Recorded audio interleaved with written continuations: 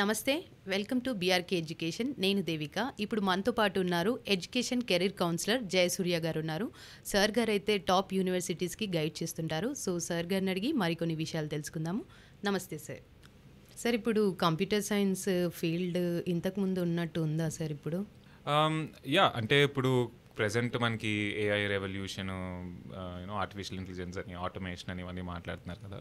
So దానివల్ల over last 4-5 years దాంట్లో advancements వల్ల చాలా మారింది కంప్యూటర్ సైన్స్ ఫీల్డ్.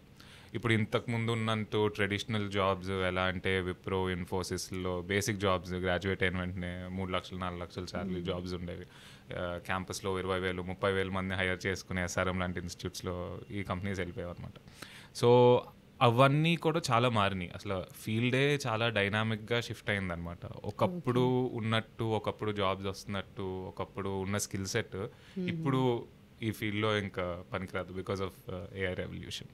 ఓకే, ఇప్పుడు శాలరీస్ పరంగా లైక్ అట్లా చూస్తే ఏమంటారు సార్? అంటే శాలరీస్ పరంగా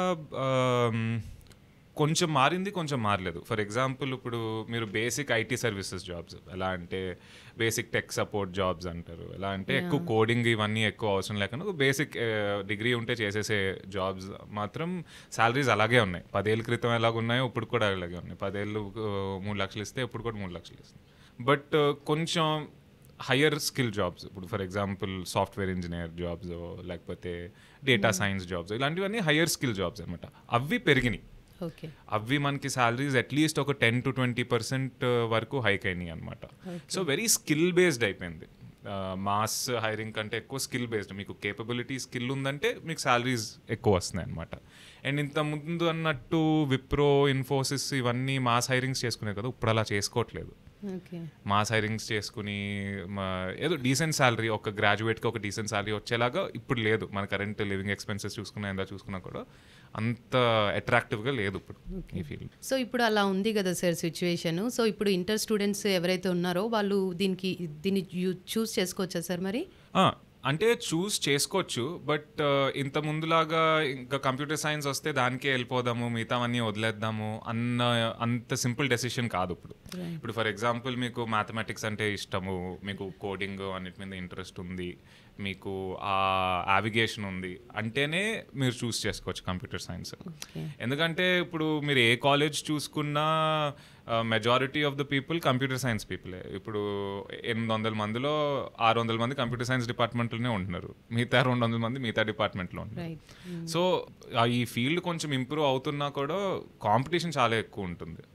సో అన్లెస్ మీరు లేదు నాకు కంప్యూటర్ సైన్స్ అంటే నిజంగా ఇష్టం, నాకు మ్యాథ్స్ అంటే బాగా ఇష్టము, నేను ఈ ఫీల్డ్లో డెఫినెట్గా కష్టపడి నేర్చుకుని కొంచెం హై స్కిల్స్ తెచ్చుకుంటాను, మా క్లాస్లో టాప్ ఉంటాను, ఈ కైండ్ ఆఫ్ మోటివేషన్తో వర్క్ చేస్తే అప్పుడు ఇట్ ఈస్ సజెస్టబుల్. లేకపోతే ఇన్ఫ్యాక్ట్ చాలా ఫీల్డ్స్లో ఇంకా ఇప్పుడు ఏఐ వల్ల చాలా ఫీల్డ్స్ కూడా గ్రో అవుతూ ఉంటాయి అనమాట. జస్ట్ కంప్యూటర్ సైన్సే కాదు, మిగతా ఫీల్డ్స్ కూడా బాగా గ్రో అవుతాయి. సో ఆ ఫీల్డ్స్ కూడా మంచి ఆప్షన్. కంప్యూటర్ సైన్సే చేయాలి అన్న ఒక మైండ్ సెట్ నుంచి మనం ఇప్పుడు బయటికి రావాలి. ఓకే, మరి కంప్యూటర్ సైన్స్ ఆల్రెడీ తీసుకున్న వాళ్ళ పరిస్థితి ఏంటి సార్ మరి? కంప్యూటర్ సైన్స్ తీసుకున్న వాళ్ళు కూడా స్కిల్స్ మీద ఫోకస్ అవ్వాలన్నమాట. ఇప్పుడు ఒక ట్రెండ్ అవుతుంది ఇండియాలో ఎస్పెషల్లీ ఏంటంటే మనకి గ్లోబల్ కేపబిలిటీ సెంటర్స్ అని ఇక్కడ ఎస్టాబ్లిష్ చేస్తున్నారు అనమాట. ఇప్పుడు తెలంగాణ గవర్నమెంట్ అయినా, ఆంధ్ర గవర్నమెంట్ అయినా, ఏ గవర్నమెంట్ అన్నా గ్లోబల్ కేపబిలిటీ, కర్ణాటక గవర్నమెంట్ అన్నా గ్లోబల్ కేపబిలిటీ సెంటర్స్ని బాగా పుష్ చేస్తున్నాయి. గ్లోబల్ కేపబిలిటీ సెంటర్స్ ఏంటంటే ఈ ఇంటర్నేషనల్ కంపెనీస్ వాళ్ళ కేపబిలిటీ సెంటర్స్, అంటే వాళ్ళ స్ట్రాంగ్ టెక్నికల్ సెంటర్స్ అన్ని ఇండియాలో పెట్టి, అది బ్యాంక్స్ అయినా అవ్వచ్చు, ఫార్మస్యూటికల్ కంపెనీస్ అయినా అవ్వచ్చు, టెక్ కంపెనీస్ అయినా అవ్వచ్చు, వాళ్ళ టెక్నాలజీ టీమ్ అంతా strong technology team head quarters అని ఇండియాలో ఎస్టాబ్లిష్ చేయండి. ఎందుకంటే ఇండియాలో శాలరీలు యూఎస్, యూకే కంటే తక్కువ ఉంటాయి డాలర్ రేట్ కంపేర్ చేసుకుంటే. సో ఈ కంపెనీస్కి ఖర్చు తక్కువ అవుతుంది, అలాగే మంచి టాలెంట్ కూడా ఇండియాలో ఉంది. రైట్, మన స్టూడెంట్స్ జనరల్లీ మనం బాగా కష్టపడతాము, బాగా చదువుకుంటాము, సో మన దగ్గర మంచి టాలెంట్ ఉంది.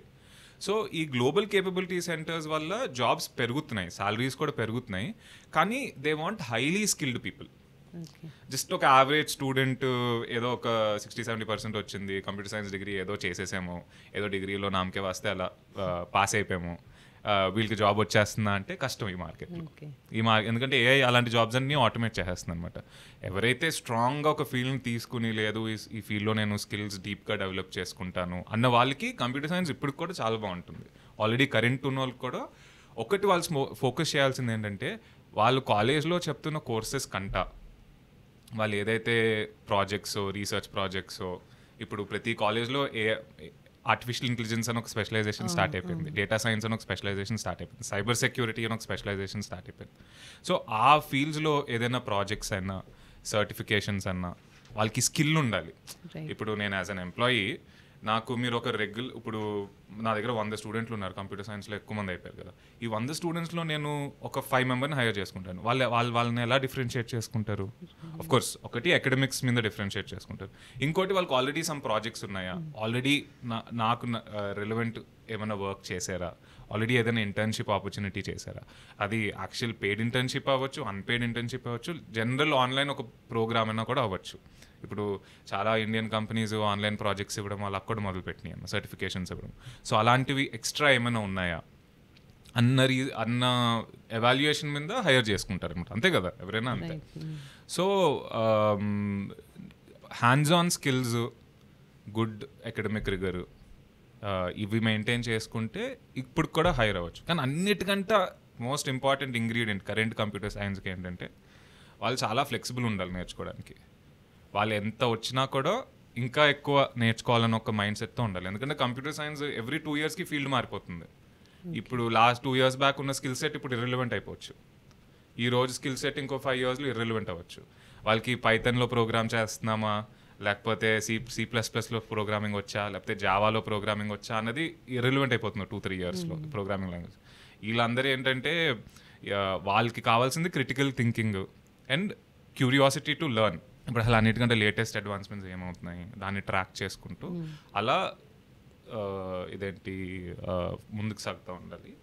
And even in computer science as a field చూసుకుంటే మీకు మనకు ట్రెడిషనల్గా కంప్యూటర్ సైన్స్ అంటే ఏంటి, కంప్యూటర్ ముందు కూర్చుని ఎలా ప్రోగ్రాములు చేసేసుకోవడం, కోడ్లు రాసేయడం, అది కదా ట్రెడిషనల్లీ మనకు ఒక వ్యూ ఉంటుంది, కంప్యూటర్ ముందు కూర్చుని ప్రోగ్రామ్ రాసేయడం. ఇప్పుడు ఆ ప్రోగ్రామింగ్ రాయడము మెజారిటీ ఏఐ తీసేసుకుంటుంది ఆ బర్డెన్, రైట్? ఇప్పుడు మనకు కావాల్సిన సాఫ్ట్వేర్ ఇంజనీర్లో problem solving skills and critical ability skills. అది కాకుండా with in computer science cyber security అని ఒక ఫీల్డ్ ఉంటుంది, right? That's going to boom. Blockchain technology fields ఉంటాయి. సో ఇలాంటి డిఫరెంట్ స్పెషలైజేషన్స్ ఉన్నాయి, దాంట్లో కూడా ఎంటర్ అవ్వచ్చు. జస్ట్ కోడింగ్ సాఫ్ట్వేర్ ఇంజనీరింగే కాకుండా దాంట్లో కూడా ఎంటర్ అవ్వచ్చు. అండ్ ఇంక్రీజింగ్లీ ఈ ప్రోడక్ట్ డెవలప్మెంట్ ఎవరైతే ఇప్పుడు మేనేజర్ ఉన్నారో, నాకు ఒక కంపెనీ ఇప్పుడు అమెజాన్ వచ్చింది, నాకు ఒక ప్రాబ్లం ఇచ్చింది, నాకు ఈ పర్టికులర్ ప్రాబ్లమ్ నువ్వు సాల్వ్ చేయాలని.